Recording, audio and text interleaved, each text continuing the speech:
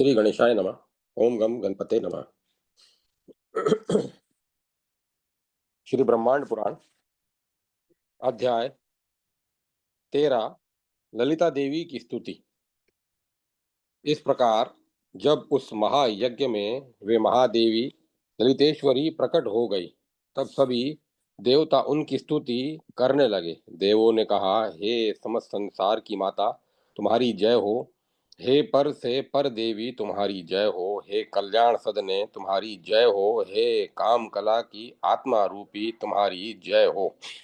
हे जय करने वाली देवी, तुम्हारी जय हो। हे वामाक्षी, तुम्हारी जय हो। हे कामाक्षी, तुम्हारी जय हो। हे सुंदरी, हे समस्त देवों द्वारा आराध्य देवी, तुम्हारी जय हो। हे कामेश्वरी, हे मान प्रदान करने वाली, तुम्हारी जय हो। हे ब्रह्ममय देवी, हे ब्रह्म रूप आत्मा वाली, हे रस रूप आत्मा वाली देवी, तुम्हारी जय हो। हे नारायणी, तुम्हारी जय हो। हे परा देवी, हे नंदिताश विष्टवे विष्टपे, तुम्हारी जय हो। हे श्री कंठ दियते दयते, तुम्हारी जय हो। हे माँ ललितेश्वरी, तुम्हारी जय हो। हे श्री विजय देवी, तुम्हारी जय हो। हे विजयेश्वरी और समृद्धि प्रदान करने वाली देवी, तुम्हारी जय हो। हे जिनका जन्म हो चुका है, उनकी तथा जो जन्म लेने वाले हैं, तथा उनकी तथा इष्ट की आपूर्ति कारण रूप माँ, तुम्हें नमस्कार है।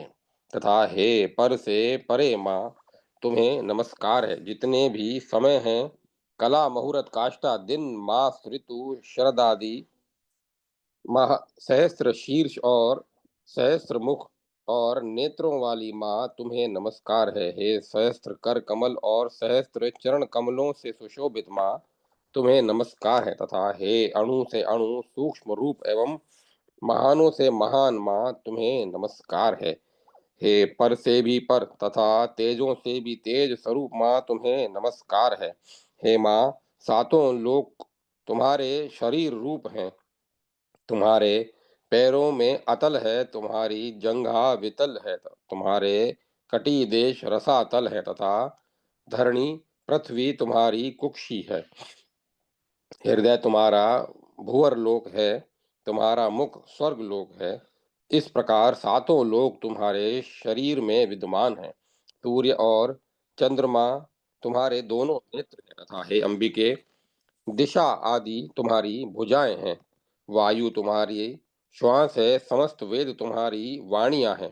संसार की रचना तुम्हारी क्रीड़ा है, अर्थात इस संसार की रचना तो तुम्हारा खेल है। चित्त स्वरूप आत्म तत्व शिव तुम्हारे मित्र हैं। सदानंद तुम्हारा आहार है, तथा सज्जनों के हृदय में तुम्हारा वास स्थान है। दृश्य और अदृश्य स्वरूप रूप तुम्हारे भुवन हैं, अर्थात 14 भुवन तुम्हारे दृश्य और अदृश्य स्वरूप रूप तुम्हारे भुवन हैं। बादल तुम्हारे सिर के केश हैं, तथा तारे तुम्हारे सिर के केशों में लगे हुए पुष्प है। धर्म आदि तुम्हारी भुजाएं हैं, और अधर्म आदि तुम्हारे अस्त्र हैं। यम, अहिंसा, सत्य, अस्त्य, ब्रह्मचर्य और अपरिग्रह तथा नियम, शोच, संतोष, तप, स्वाध्याय और ईश्वर प्रणिधान तुम्हारे हाथ और पैरों के नाखून है। स्वाहा और स्वधा तुम्हारे दोनों स्तन है, तथा लोगों को उज्जीवित करने वाले तुम्हारे दोनों हाथ हैं। प्राणायाम तुम्हारी नासिका है, तथा सरस्वती तुम्हारी जीवा है। प्रत्याहार तुम्हारी इंद्रियां हैं। ध्यान तुम्हारी बुद्धि है। धारणा शक्ति तुम्हारा मन है, तथा योग का 8वां अंग समाधि तुम्हारा हृदय है। वृक्ष तुम्हारे वृक्ष तुम्हारे शरीर के रोम है। प्रभात तुम्हारा वस्त्र है। भूतकाल, भविष्य काल और वर्तमान काल, तीनों काल रूप नित्य स्वरूप तुम्हारा शरीर है। हे माँ, तुम संसार को धारण करने वाली यज्ञ रूप हो। तुम ही विश्व रूपा पावनी हो। आदि काल में दयाभूत होकर तुमने ही समस्त प्रजा की रचना की थी। तुम हृदय में स्थित हो, फिर भी लोगों को दिखाई नहीं देती तथा लोगों को मोहित कर देती हो। उन महाशक्ति माँ का कोई नाम रूप और का विभाग नहीं है, फिर भी उनकी अपनी लीला अर्थात उनके कार्य के अनुसार नाम रूप और विभाग किया जाता है। जैसे कि वह सृष्टि की रचना करती है, तुम्हारी ब्राह्मी, इसीलिए ब्राह्मी कही जाती है। बहुत ही सुंदर है, इसीलिए लक्ष्मी श्री तथा प्रलय में भयंकर रूप धारण करती है, इसीलिए चंडी कही जाती है। उसका कोई नाम रूप विभाग नहीं है, वे सब कार्य रूप हैं, फिर भी उन्हीं में वह अधिष्ठित है, उनको अधिष्ठान बना करके वे स्थित हैं। परंतु अर्थ और काम प्रदान करने वाले वे उन नामों में सत नहीं है। अतः उन शक्ति स्वरूप महादेवी के लिए नमस्कार है, जिन देवी की आज्ञा से अग्नि, सूर्य, चंद्रमा और वायु, पृथ्वी आदि भूतत्व अपने अपने कार्य में प्रवृत्त होते हैं, जिन्होंने सृष्टि आदि संसार को धारण करने वाले ब्रह्मा को उत्पन्न किया और इस भूलोक को पैदा किया तथा जिन्होंने स्वयं ही अकेले इस संसार को धारण किया, उन देवी को नमस्कार है। जिस प्रकार जिन देवी ने पृथ्वी को धारण किया था, उसी प्रकार आकाश को भी धारण किया है। जिस देवी में ही सूर्य उदित होते हैं, उन देवी को नमस्कार है। जहाँ जिस देवी में समस्त संसार उत्पन्न होता है तथा फिर जिस पर निर्भर रहता है तथा समय आने पर ही वे ही इस संसार का अंत कर देती है, उन देवी को नमस्कार है। हे रजोगुण रूप भवा, तुमको नमस्कार है। हे सात्विक संस्था रूप, तुमको नमस्कार है तथा तमोगुण हर रूप, तुमको नमस्कार है। हे निर्गुण रूप से शिवा, तुमको नमस्कार है। हे संसार की एकमात्र माता, आपको नमस्कार है। हे संसार की एकमात्र पिता, आपको नमस्कार है। माता का अर्थ बनाने वाली तथा पिता का अर्थ होता है पालन करने वाला, अतः दोनों ही आप हैं। इससे यह सिद्ध होता है कि वह आदि शक्ति में कोई लिंग भेद नहीं है। वह शक्ति स्त्रीलिंग, पुल्लिंग और नपुंसक लिंग तीनों हैं तथा समस्त तंत्र रूप तथा यंत्र रूपमा, तुमको नमस्कार है। हे प्रधान लोक गुरु, तुम्हें नमस्कार है। हे अखिल वाणी की विभूति, आपको प्रणाम है। हे लक्ष्मी, तुम्हें नमस्कार है। हे संसार की एक तुष्टि रूप, तुम्हें नमस्कार है। हे माँ, मैं तुम्हारे आदि, मध्य और अंत रहित पृथ्वी, जल, अग्नि, वायु और आकाश, इन पांचों तत्वों से रहित शरीर वाले, वाणी, मन और इंद्रियों द्वारा न जानने योग्य, तर्क रहित वैभव वाले, रूप रहित, द्वंद्व रहित, न दिखाई देने वाले तथा उग्र प्रभाव वाले रूप को कैसे वर्णन कर सकता हूँ। फिर देवों ने कहा कि हे विश्वेश्वरी, हे विश्ववंदनीय, प्रसन्न हो जाओ। हे वेद रूप आपकी विद्या की हे वेद रूप वाली विद्या की देवी, प्रसन्न हो जाओ। हे मायामयी, प्रसन्न हो जाओ। हे मंत्र रूप शरीर वाली देवी, प्रसन्न हो जाओ। हे सर्वरूप आप वाली, प्रसन्न हो जाओ। हे सर्वेश्वरी, प्रसन्न हो जाओ। इस प्रकार महादेवी की स्तुति करके देवताओं सहित इंद्र बार बार नमस्कार कर शीघ्र उनकी शरण में गए। उसके बाद वे महादेवी इंद्र पर प्रसन्न हो गई और उन इंद्र को नतमस्तक हुआ देखकर समस्त देहधारियों को वर देने वाली उन देवी ने इंद्र को वर मांगने को कहा। इंद्र बोले कि हे कल्याण करने वाली देवी, यदि तुम मुझ पर प्रसन्न हो तो मैं दैत्यराज भंड से पीड़ित हूँ, अतः आप शरण में आए हुओं को जीवित रहने का वर प्रदान कीजिए। श्री देवी ने कहा कि मैं शीघ्र दैत्य कुलोत्पन्न भांडासुर को जीतकर शीघ्र तीनों लोकों का राज्य तुम्हें सौंप दूंगी। उसके बाद सभी देवता निडर और प्रसन्न हो गए। इसके बाद देवी ने कहा कि जो मनुष्य भक्ति पूर्वक स्तुति करेंगे वे सदैव लक्ष्मी, धन, दौलत और यश के भागी होंगे तथा वे सब विद्या और विनय से संपन्न, निरोग तथा दीर्घ काल तक आयु वाले होंगे। इस प्रकार वर प्राप्त कर देवता लोग तथा महाबली देवराज इंद्र भी इन देवी को बार बार देखकर परम आमोद आनंद को प्राप्त हुए। इस प्रकार श्री ब्रह्मांड पुराण उत्तर भाग है गिर्व और अगस्त्य के संवाद में ललितोपाख्यान में 13वां अध्याय ललिता देवी की स्तुति संपन्न हुआ। जय माता सरस्वती। जय मां सरस्वती। अध्याय 14 मदन कामेश्वर प्रादुर्भाव। भगवान हे गिर्व ने अगस्त्य मुनि से कहा, जैसे ही उन देवी ने देवों को वरदान दिया तथा वे देवता इंद्र सहित परम प्रसन्न हुए, इसी समय लोक पितामह ब्रह्मा जी उन देवी को देखने की इच्छा से महर्षियों के साथ आए।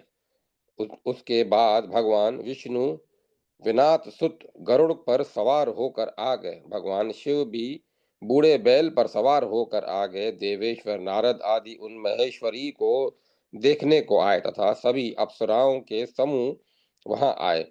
विश्वावसु आदि गंधर्व और यक्षगण भी आए तथा ब्रह्मा के साथ प्रजापति विश्वकर्मा भी आए। उन विश्वकर्मा ने अमरपुर में समान दिव्य नगर बना दिया। तब मंत्रों की देवी भगवती दुर्गा भी उनको देखने आई। विद्या देवी श्यामा उन अंबिका को देखने आई। ब्राह्मी आदि माताएं अपने अपने गुणों से आवृत उन देवी को देखने आई। अणिमा आदि 8 सिद्धियां और करोड़ों योगनियां, भैरव, क्षेत्रपाल, गणों के अग्रणी, महाशिक्षक, महागणेश्वर, कार्तिकेय, वीरभद्र, बटुक आदि सब ने वहां आकर महादेवी को प्रसन्न किया और प्रणाम किया। उसके बाद वहां अट्टालिकाओं से युक्त 4 दीवारी से घिरी हुई दिव्य नगरी थी, जिसमें हाथी, अश्व और रथों की शालाएं बनी हुई थी तथा अनेक राजमार्गों से सुशोभित थी। उस नगरी में सामंतों, आत्म आमात्यों, गण, सैनिकों और ब्राह्मणों, वेताल दास और दासियों के सुंदर सुंदर घर थे। उस नगर के मध्य में द्वार और गोपुर से सुशोभित दिव्य राजगृह था। वह अनेक शालाओं वाले सभा भवनों से सुशोभित था। वहां शुभ रत्न में एक शुभ सिंहासन सभा थी। उस सिंहासन सभा के मध्य एक दिव्य चिंतामणि से निर्मित सिंहासन था। जो सिंहासन सूर्य के समान स्वयं प्रकाशित हो रहा था तथा वह ऐसा था कि उनकी कहीं उपमा नहीं थी। उस सिंहासन को देखकर लोक पितामह ब्रह्मा चिंता करने लगे कि जो यहाँ मूर्ख भी इस पर अधिष्ठित होकर इस नगर के प्रभाव से सब लोगों का स्वामी हो जाएगा। केवल स्त्री पुरुष के बिना राज्य के योग्य नहीं हो सकती और पुरुष भी उसके बिना राज्य अधिकारी नहीं होना चाहिए। शास्त्रों के अनुसार मंगलाचार से संयुक्त महापुरुष के लक्षणों वाले तथा अनुकूल स्त्री वाले पुरुष का ही अभिषेक होना चाहिए। इस विवाह के योग्य साक्षात श्रृंगार की मूर्ति सुशोभित हो रही है। शंकर के अतिरिक्त तीनों लोकों में इसके अनुरूप कोई वर नहीं है। जो जटाओं वाले, गले गले में नरमुंडों की माला धारण करने वाले, विरूपाक्ष, 3 आंखों वाले, कपालधारी, कलमाक्षी, शरीर पर शमशान की भस्म लगाने वाले, शमशान की हड्डियों की माला का आभूषण धारण करने वाले, वह सुमंगला उन अमंगल के चिन्हों से युक्त शंकर का वर्ण करे। यह कैसे संभव है?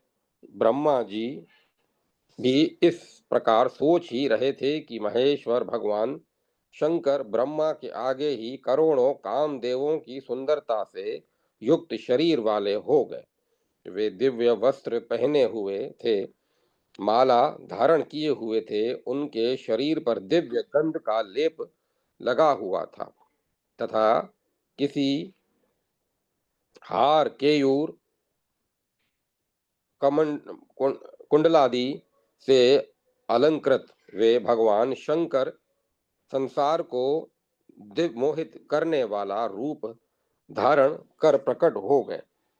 इसके बाद उन कुमार का आलिंगन कर लोक पितामह ब्रह्मा जी ने उन कमनीय शरीर धारण करने वाले कुमार का कामेश्वर नाम रख दिया। और फिर ब्रह्मा जी ने सोचा कि इस महादेवी का अनुरूप वर तो यह कुमार कामेश्वर ही है। ऐसा निश्चित करके उनके साथ ही उन महादेवी का विवाह कर दिया। उसके बाद उस मृग शावक के समान नेत्रों वाली देवी को देखकर कुमार नील लोहित सब क्रियाओं को भूलकर कामाविष्ट हो गए। वे भगवान नील लोहित इस प्रकार लग रहे थे मानो कि कामदेव ही साक्षात शरीर धारण कर उपस्थित हो गए हों। अतः उनको देखकर उन महादेवी का अंग अंग कामाविष्ट हो गया तथा उन्होंने अपने रूप को कामाविष्ट समझ लिया। इस प्रकार वे दोनों एक दूसरे को देखकर कामातुर हो गए। समस्त भावों को जानने वाले धैर्यशाली मनस्वी एक दूसरे का चरित्र न जानने वाले मुहूर्त भर के लिए अस्वस्थ चेतना को हो गए। अर्थात थोड़ी देर के लिए कामावेग के कारण वे दोनों चेतनाहीन हो गए। इसके बाद प्रजापति ब्रह्मा लोकों की एकमात्र नायिका उन महादेवी से बोले कि ये सभी देवता, ऋषिगण, गंधर्व और अप्सराओं के गण आपको और इन कुमार को इस परम यज्ञ में प्रिया सहित देखना चाहते हैं। हे महादेवी, तुम्हारे अनुरूप इस संसार में प्रिय और धन्यतम कौन पुरुष है? इसीलिए संसार के संरक्षण के लिए आप इस परम पुरुष कुमार को स्वीकार कीजिए। अतः हे देवी, आपने सामने स्थित इस पुरुष की तुम रानी हो जाओ और इस श्रेष्ठ आसन पर बैठो। हम सब महाभाग निष्पाप देव ऋषियों द्वारा अभिषिक्त आपको साम्राज्य चिन्ह से संयुक्त सभी आभूषणों से युक्त अपने प्रिय सहित सिंहासन पर गई हुई देखना चाहते हैं। इस प्रकार श्री ब्रह्मांड पुराण उत्तर भाग है गिर्व और अगस्त्य के संवाद में ललितोपाख्यान में 14वां अध्याय मदन कामेश्वर प्रादुर्भाव संपन्न हुआ। जय माता सरस्वती। जय मां सरस्वती।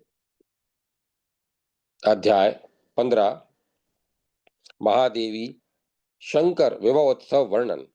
जब ब्रह्मा जी ने उस महादेवी से कहा कि अब हम सब देवता आदि आपको नील लोहित भगवान शंकर के साथ विवाहित देखना चाहते हैं, तब इस वाक्य को सुनकर मंद मुस्कान युक्त कमल मुख वाली देवी ने ब्रह्मा, विष्णु आदि प्रमुख देवताओं से कहा कि हे देवों, मैं सदा स्वतंत्र हूँ और अपनी इच्छा से आचरण करने वाली तथा विहार करने वाली हूँ।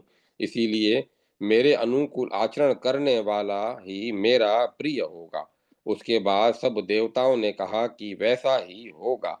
तब पितामह ब्रह्मा महादेवी से धर्म और अर्थ वचन बोले कि हे महादेवी, नारी और पुरुष में 4 प्रकार के विवाह होते हैं: कालकृता, क्रयकृता, पितृदत्ता और स्वयं युता।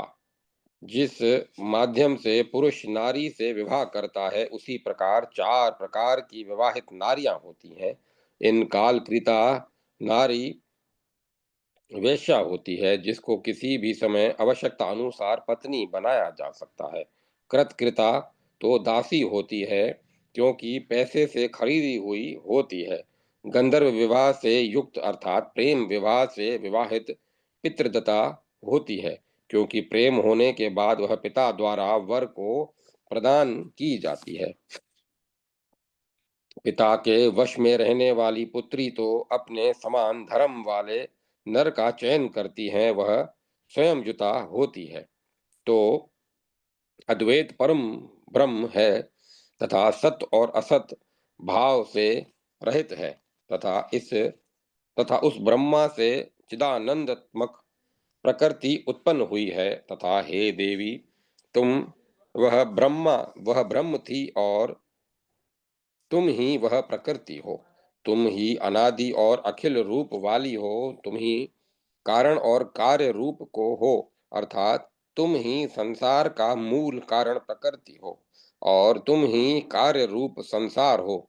तुम्हारा ही सनक आदि योगी लोग विशेष चिंतन करते हैं और सत असत कर्म रूप वाली, युक्त और व्यक्त और अव्यक्त दोनों स्वरूपों वाली, सृष्टि रचना की दया करने वाली पंच ब्रह्म स्वरूप वाली तुम्हारी ही सनकादि ऋषिगण प्रशंसा करते हैं।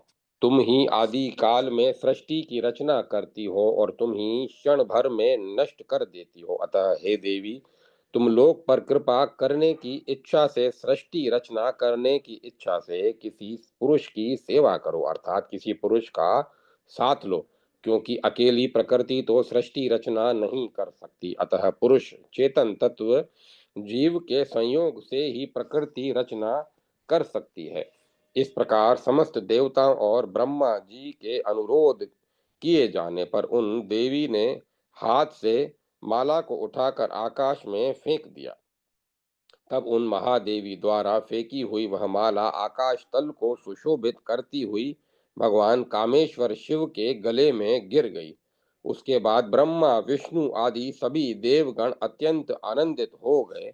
पुष्पों की वर्षा होने लगी, मंद वायु से प्रेरित बादल छा गए। इसके बाद विधाता ब्रह्मा ने भगवान जनार्दन हरि से कहा कि अब विधि पूर्वक इन दोनों शिव शिवा का विवाह कर देना चाहिए। संसार में मंगल करने वाला मुहूर्त भी प्राप्त हो चुका है। हे महादेवी, तुम्हारे शंकर के ही रूप वाली हे महादेवी, तुम्हारे के ही शंकर के ही रूप वाली है और वे भी सहज अर्थात स्वभावतः समान ही है।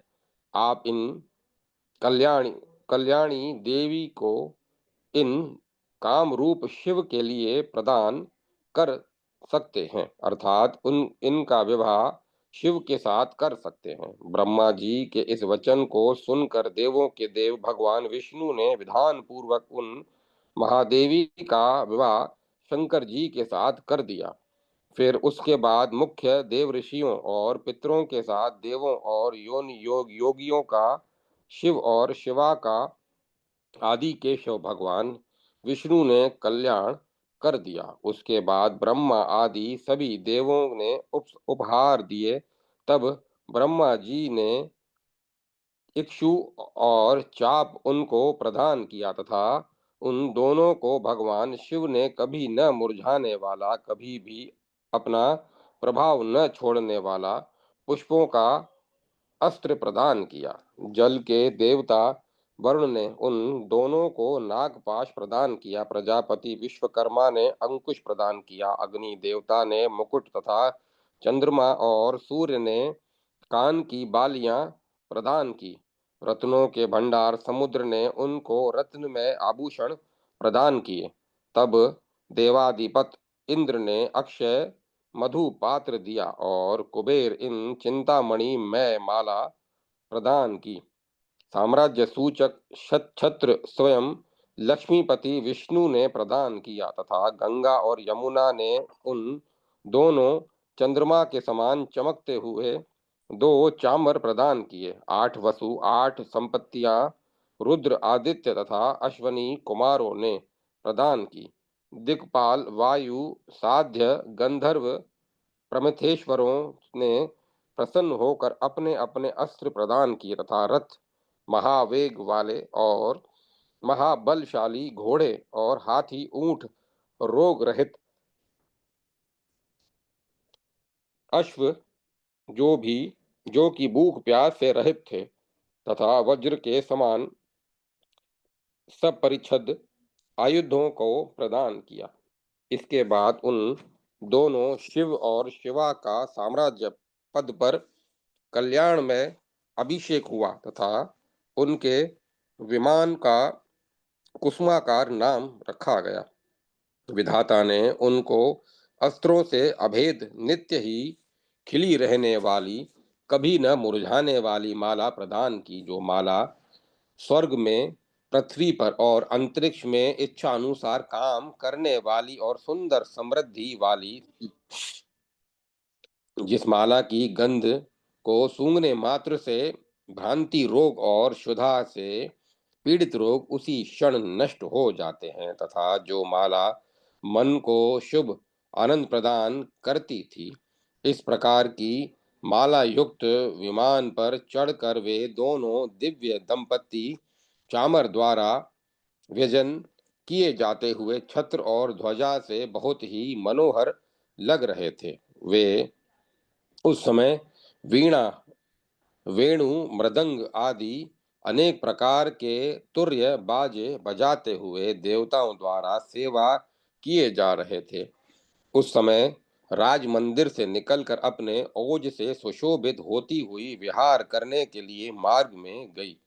जब वे मार्ग में चल रही थी, उस समय मार्ग में बने हुए प्रत्येक प्रसाद के सामने कुछ देर ठहरती थी, तो वहां उन महलों में स्थित हजारों अप्सराओं द्वारा शोभा प्राप्त कर रही थी तथा उनके ऊपर पति एवं पुत्रों वाली सुहागिनों द्वारा खीलों और अक्षतों की वर्षा की जा रही थी तथा वे सुहागिनी स्त्रियां मंगलार्थक गाथाओं वाले गीतों के साथ वीणा, बांसुरी आदि बजा रही थी। इस प्रकार प्रत्येक गली मार्गों में उन्होंने धीरे धीरे गमन किया। उसके बाद अप्सराओं द्वारा दीपक आदि ग्रहण कर उनकी आरती की गई।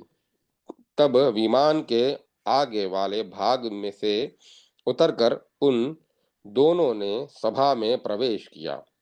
देवों के साथ सिंहासन पर बैठकर उन शंभु ने उन सभी सर्वज्ञ महापुरुषों को जो वहां पर स्थित थे, उन्होंने मन से भी जो जो कामना की, उस कामना को पलक मारने मात्र से में पूर्ण कर दिया। देवी के उस चमत्कार को देखकर लोक पितामह ब्रह्मा ने उन्हें कामाक्षी तथा कामेश्वरी नाम प्रदान किया।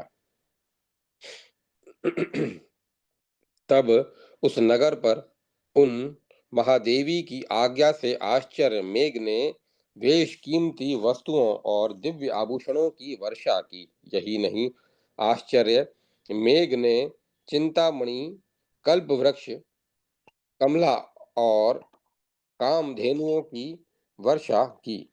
तब प्रत्येक घर में इन सब की स्थिति हो गई। उन देवी की सेवा में अन्य क्रिया गुणों को छोड़कर जिन्होंने ध्यान लगाया, उनकी सभी समयों में सभी इच्छाएं पूर्ण हुई तथा धन धान्य को से संपन्न हुए।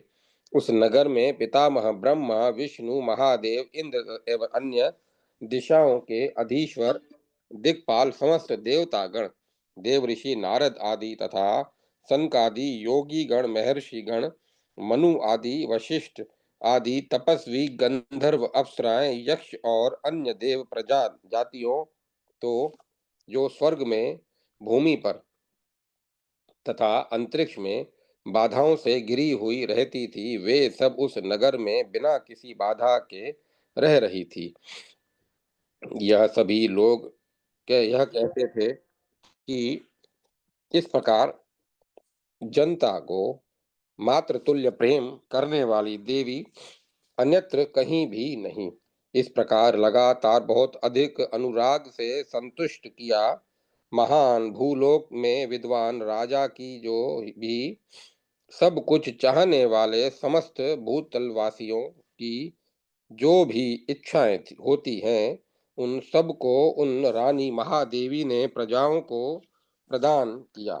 तीनों लोकों में तीनों लोकों के एकमात्र राजा के रूप में अंबिका सहित काम शंकर के रहते हुए एक क्षण में दूसरे क्षण के समान 10,000 वर्ष बीत गए। उसके बाद कभी भगवान नारद ऋषि ने आकर और परमा शक्ति को प्रणाम करके विनम्रता पूर्वक कहा, हे परम ब्रह्म, हे परम धाम पवित्र परमेश्वरी, हे सत और असत भाव वाली तथा संकल्प विकल्प आत्मिके, तुम तो अव्यक्त निराकार हो, तुम हो अथवा नहीं हो ऐसा संकल्प और विकल्प नहीं किया जा सकता। वैसे तुम्हारा कोई आकार नहीं है। तुम किसी भी इंद्रिय मन बुद्धि आदि द्वारा ज्ञेय नहीं हो, परंतु निर्गुण निराकार रूप आप संसार का कल्याण करने के लिए व्यक्त साकार रूप में उपस्थित हुई हो। अतः हे कल्याणी, दुष्टों का विनाश को चाहने वाली तथा सज्जनों की उन्नति चाहने वाली तुम्हारी प्रवृत्ति साधुओं की रक्षा के लिए है।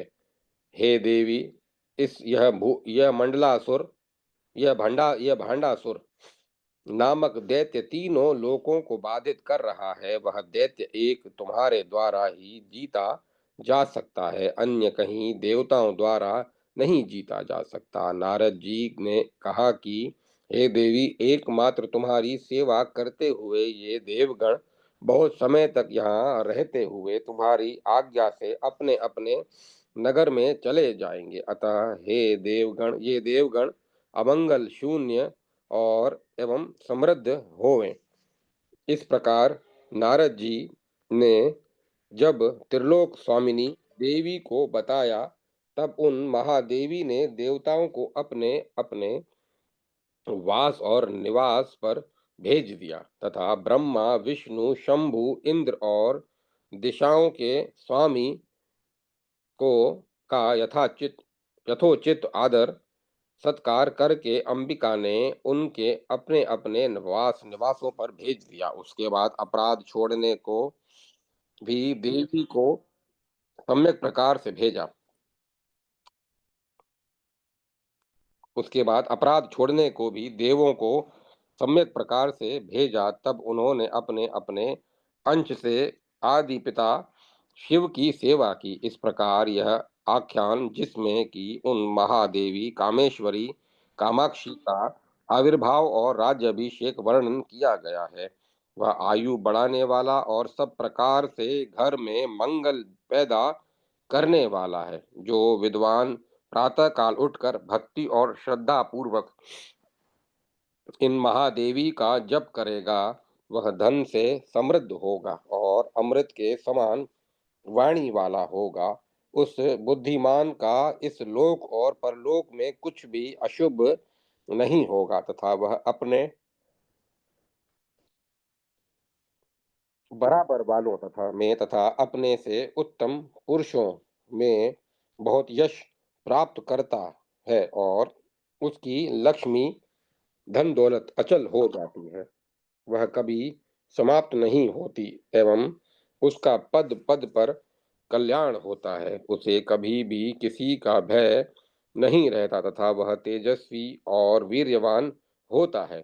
जो पुरुष प्रातः मध्याह्न और सायं तीनों संध्याओं में सिंहासनासीन कामेश्वरी का ध्यान करके जप करेगा, वह तीनों तापों, आध्यात्मिक आदि देविक और आदि भौतिक तीनों तापों से कभी भी पीड़ित नहीं होगा तथा धर्म अर्थ काम और मोक्ष चारों पुरुषार्थों से पूर्ण होगा तथा 6 मास तक जाप करने वाला उत्तम पुरुष महती लक्ष्मी को प्राप्त करता है। इस प्रकार श्री ब्रह्मांड पुराण उत्तर भाग है गिर्व और अगस्त्य के संवाद में ललितोपाख्यान में 15वां अध्याय महादेवी शंकर विवाह उत्सव संपन्न हुआ। जय माता सरस्वती। जय मां सरस्वती। अध्याय 16, सेना सहित विजय यात्रा।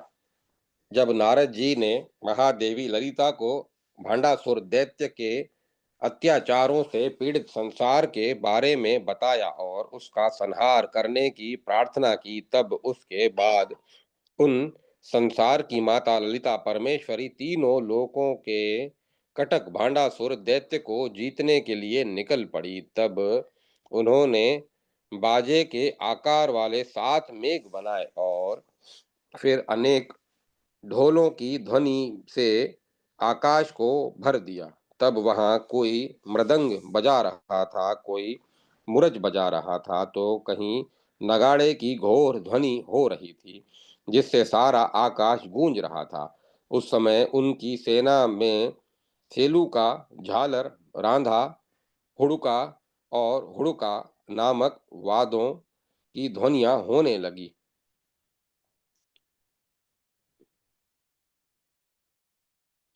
आनक नामक सेना का ढोल, पड़व नामक नगाड़ा, गौमुख और अर्धचंद्रिका नामक बाजे तथा यव मध्य, मुष्टि मध्य, मृदुल और दिडम के बजने भी बजने लगे।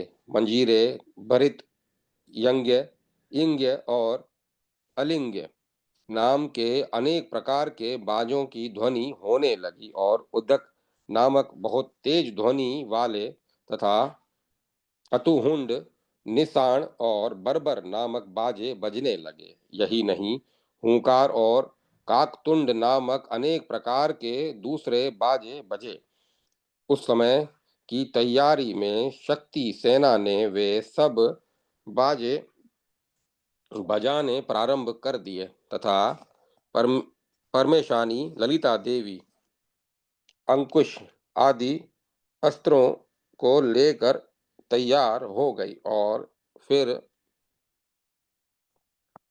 सबको संपत्ति पैदा करने वाली देवी अपनी शक्तियों के साथ चलने लगी।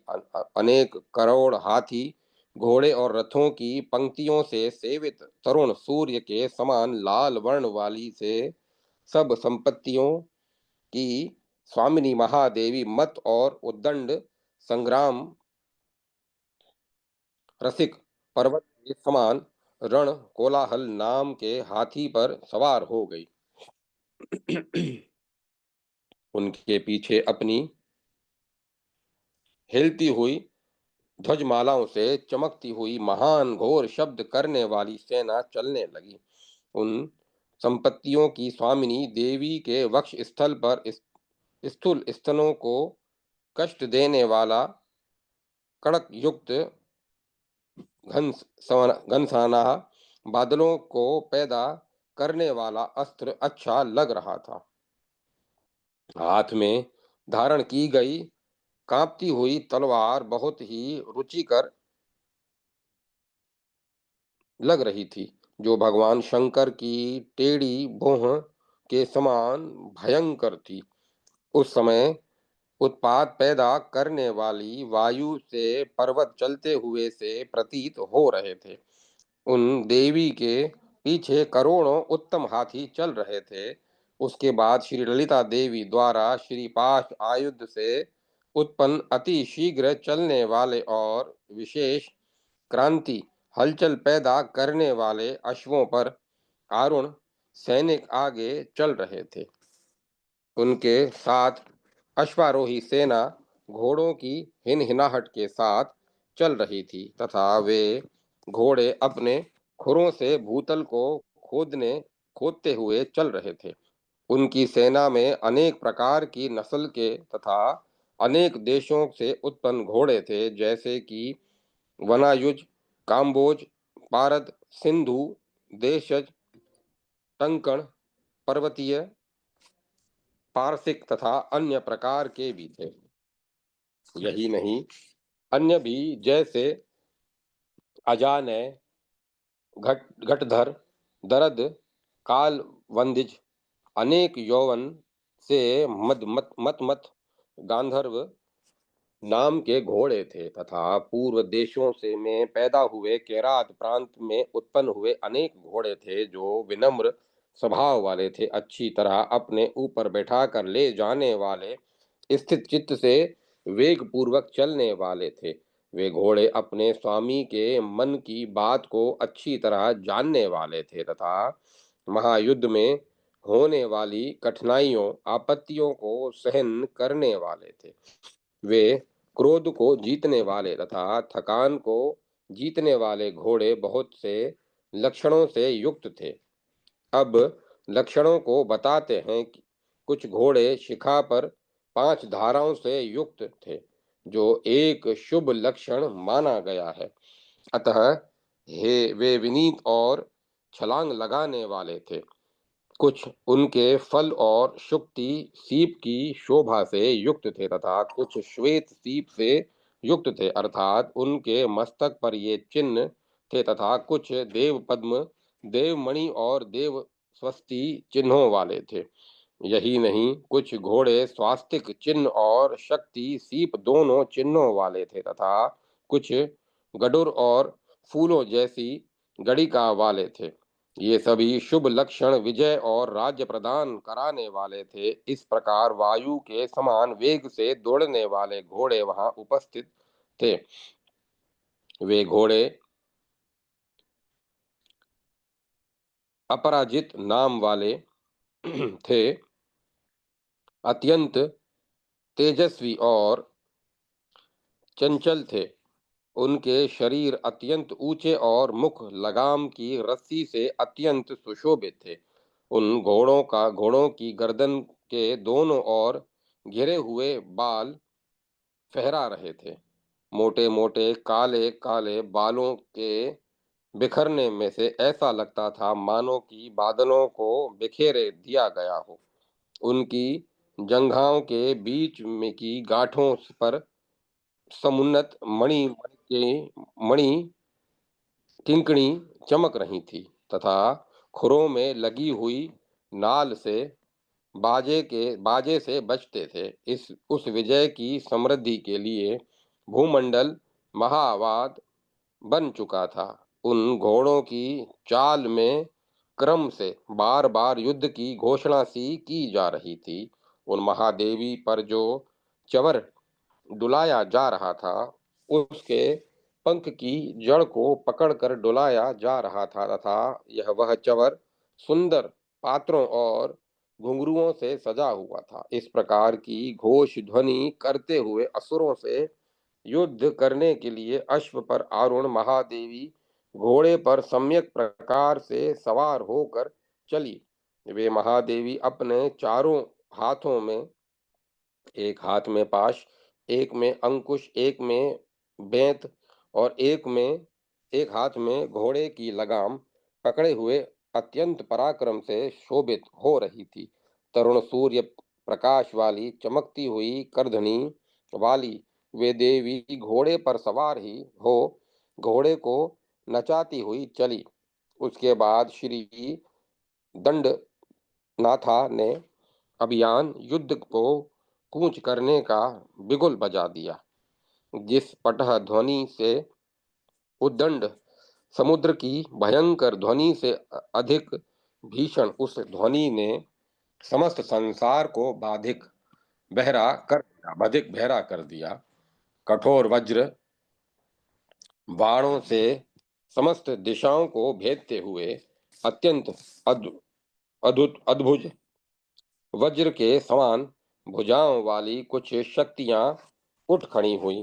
कुछ श्री दंडनाथ की आगे रहने वाली सेना सजी हुई थी तथा चंड भयंकर शक्तियां खड़ग और फलक लेकर कूद रही थी। सैकड़ों बेतों के संचालन से सेना में अत्यंत संवाद पैदा हो गया था।